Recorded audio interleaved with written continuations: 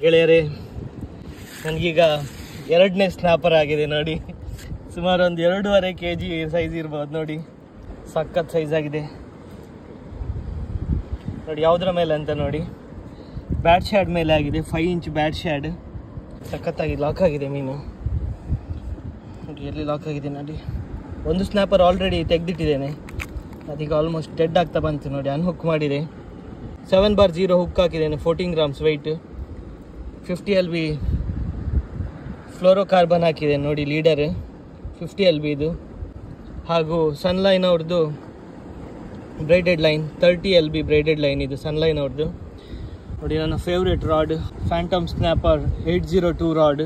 ಹಾಗೂ ನನ್ನ ಪ್ರೀತಿಯ ಶಿಮನ್ ಅವ್ರದ್ದು ವ್ಯಾನ್ಫೋರ್ಡ್ C5000 XG. ಈಗ ನಾನು ಹುಕ್ ಮಾಡಿ ಆಯಿತು ನೋಡಿ. ಮಿನಿಟ್ ಸೈಜ್ ನೋಡಿ, ಯಾವ ಸೈಜ್ ಇದೆ ಅಂತ ನೋಡಿ. ಸುಮಾರು 2.5 kg ಇದೆ ಸ್ನ್ಯಾಪರ್. ಈಗ ಒಂದು ಸ್ನ್ಯಾಪರನ್ನು ಆಲ್ರೆಡಿ ಇಲ್ಲಿ ಇಟ್ಟಿದ್ದೇನೆ, ಅದ್ರ ಜೊತೆ ಇಡೋಣ ನೋಡಿ.